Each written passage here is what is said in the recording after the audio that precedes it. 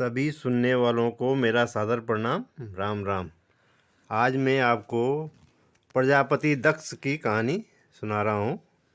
दक्ष प्रजापति ब्रह्मा जी के मानस पुत्रों में से एक थे। दक्ष प्रजापति को ब्रह्मा जी ने ब्रह्मांड का अधिपति बना दिया था।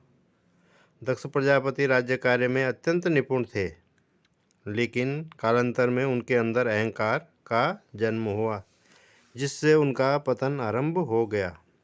दक्ष प्रजापति विवाह स्वयंभू मनु की पुत्री प्रसूति से हुआ, जिससे उन्हें 24 कन्याओं का जन्म हुआ।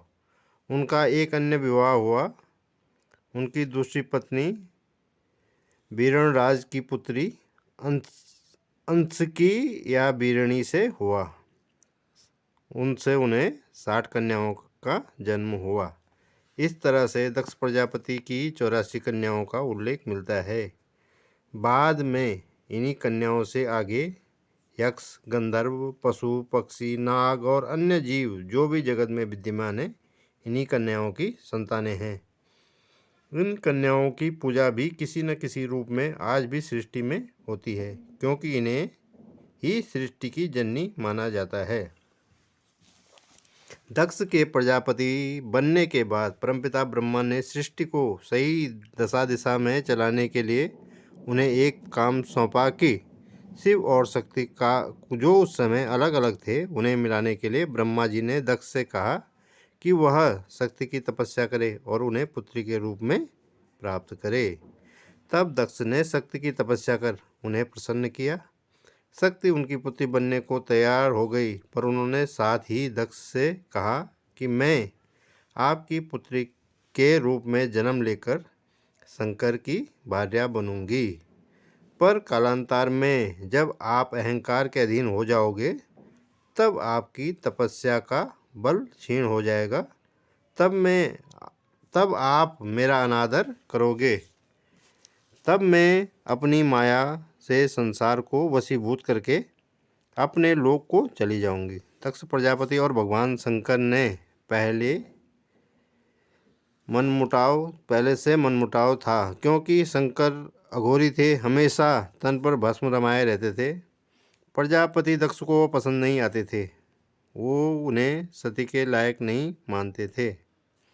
लेकिन सती ने तो पहले ही दक्ष प्रजापति से शिव को पति के रूप में वरण करने का फैसला किया था। सती से विवाह योग्य होने पर राजा दक्ष ने स्वयंवर का आयोजन किया। उन्होंने सभी को निमंत्रित किया, पर भगवान शिव को निमंत्रण नहीं भेजा, बल्कि उनकी एक मूर्ति बनाकर उसे द्वारपाल के रूप में खड़ा कर दिया। जब स्वयंवर शुरू हुआ तो सती ने उस मूर्ति के गले में माला डाल दी, तो शंकर भगवान ने प्रकट होकर सती से विवाह कर उन्हें कैलाश ले गए। अपनी इच्छा के विरुद्ध सती का यह निर्णय राजा दक्ष को शिव के प्रति अत्यंत व्यथित कर गया। उन्हें भगवान शंकर से अत्यंत घृणा हो गई। एक बार प्रजापति ऋषियों के यज्ञ का आयोजन किया, जिसमें सभी ऋषि, प्रजापति, देवता और भगवान सभी उपस्थित थे। जैसे ही यज्ञ को दक्ष प्रजापति का आगमन हुआ, तो त्रिदेवों के अलावा सभी उनके सम्मान में खड़े हुए। तो दक्ष प्रजापति को शंकर पर अत्यंत क्रोध आया कि वह उसके सम्मान में खड़े क्यों नहीं हुए।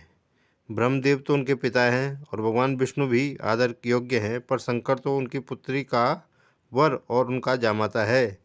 उसे तो उनके सम्मान में खड़ा होना चाहिए था। इसके बाद उन्होंने शंकर भगवान पर कठोर वचनों का प्रयोग किया और उन्हें देवताओं के साथ भाग न मिलने का श्राप दिया।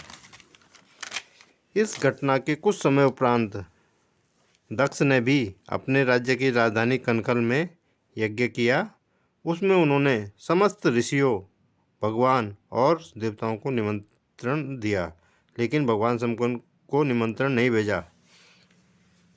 इससे आगे मैं आपको अगले वीडियो में बताऊंगा। यदि आपको यह वीडियो पसंद आ रहे हैं तो इन्हें लाइक करें और चैनल को सब्सक्राइब कर घंटी दबाएं। वीडियो के बारे में कमेंट करें एवं वीडियो शेयर कर अन्य लोगों को भी पहुंचाएं।